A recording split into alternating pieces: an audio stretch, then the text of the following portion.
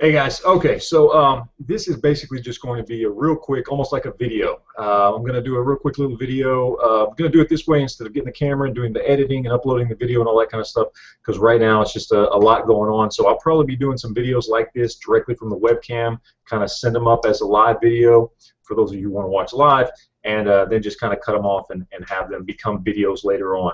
So, we're just going to do it like that, quick, simple, easy. As you can tell by the title, this is talking about militarized police.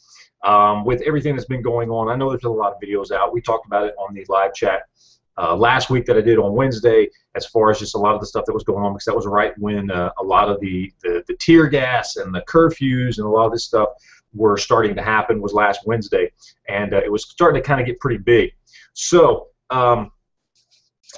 as it's built and built and built, we've now got to the point where we've got the National Guard out. I believe the mayor has come out and actually put a legitimate curfew, not just the police like they were doing last week, saying, "Oh, we're gonna, please don't be out late at night," that kind of thing. This is an actual curfew that they are trying to enforce, and it just doesn't seem to be getting better. In fact, it seems to be getting worse. I think it's important to keep continuing to have these discussions on this kind of stuff, because it's a very big deal. I know some people don't think it is, especially if you aren't anywhere near the situation. You may not think it's a big issue or a big deal at all, but it very much is, and it very much is something that affects everybody all across this country, and that's why I want to do this video. Talking about the militarization of police, it's a situation that we've seen grow over the last 20 years where, coming off the late 80s, early 90s, where we had a lot of crime. Same reason why they instituted a 10-year assault weapons ban. We had a lot of crime that was building up, a lot of, drug crime, a lot of issues with gangs. There was, in throughout the 80s and up into the early 90s, there was a violent crime epidemic. Now, since then, it has calmed down a lot. Extremely. Crime has dropped dramatically. Everything from theft to drugs to gang crime to murders. Everything's dropped dramatically over the last 20 years or so. And in response to that, what we saw beginning in the 90s is we saw police forces begin to take on more of a military role, in that they were, we saw back in the 90s, and then after 9/11, we saw military actually giving military equipment to police forces for different occasions. Now, mostly revolved around SWAT and that kind of thing, but it has since grown. An example of this is that SWAT raids have gone up over 1,400% since 20 years ago, when these kind of ideas and this idea of kind of militarizing our police force began to really kind of take hold and take shape, because it was a response to this kind of crime epidemic we had coming off the late 80s. 1,400% in 20 years is a ridiculous amount, especially given the fact that crime rates have dropped overall. Now, some people will say, well, crime rates dropped because the police have done what they've done, but that's not true, because if you look at the statistics, the vast majority, well over 90% of the incidents where SWAT is used in a situation, it is to serve warrants, and it is for drug busts. And I mean things as little as an individual with drugs in their home. We're not talking about cartel drug busts. Now, those too, obviously, but it really is a situation where, and this applies not just to police, but to pretty much anybody, I think, when you get yourself into a certain situation at a certain level. It's a situation where if you have it, you're going to find a reason to use it.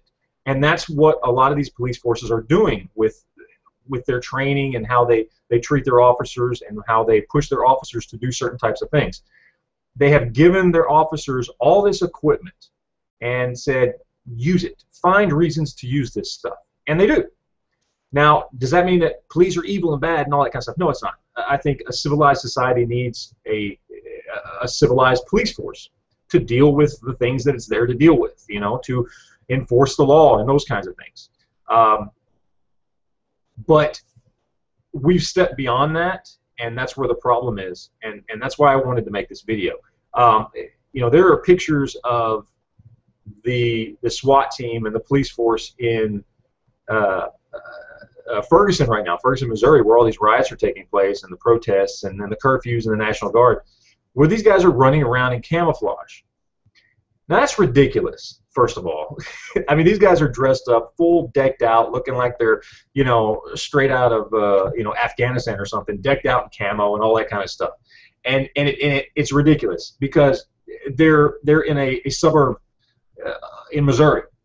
You know, they're running around, they're pointing their rifles at people, they're showing little to no training when it comes to the types of equipment that they have. I mean, you know, you talk to people in the military where they say that they are trained to not point their weapon at somebody until they're ready to engage that threat, that target. And you have pictures of police officers decked out in camo pointing AR-15s, M4s, whatever it is they may have, at people who are unarmed, people who are just walking up the street. There's a particular picture I saw where a guy's walking, he just walked around a corner carrying a bag. You know, he's not doing anything. He jumps like this, and you know they're pointing ARs at him, decked out in camo with the mask and everything. It's gotten to be ridiculous. You know, they're acting like the military. They've got the military equipment. They're not quite trained to be military. They shouldn't be military, and it really is a situation where they're going to find a reason to use the equipment they have. You know, I live on the border, and we've got cartels, and we've got all kinds of things. Yet I don't just see MRAPs driving around my neighborhood. You know, things are not that bad, and they're arguably, at least consistently, worse where I live along the Texas border for Mexico than they are anywhere else, short of possibly Detroit or something like that. So things have not gotten bad enough. A lot of times they want to find a reason to use the equipment they have. They want to say that things are bad enough that they need to use this equipment, and I severely disagree. So what's the point of this video other than to remind you guys of stuff that you already know, that you've been reading, you know, online and in the news? Basically, it's to try and get this figured out. Right now, there are bills that are being pushed in the Senate. I also believe Congress has a couple of bills they're trying to push through to demilitarize the police. I think this is a good idea.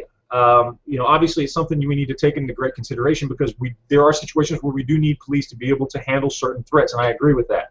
But I think it's gone too far. I think a lot of people will agree it has gone too far, and we need to do what we can to support the lawmakers who are trying to get our police back to the civil police force that they used to be, and not the military force that they have kind of started to evolve into. That's, you know, we have the National Guard, we have the military for that.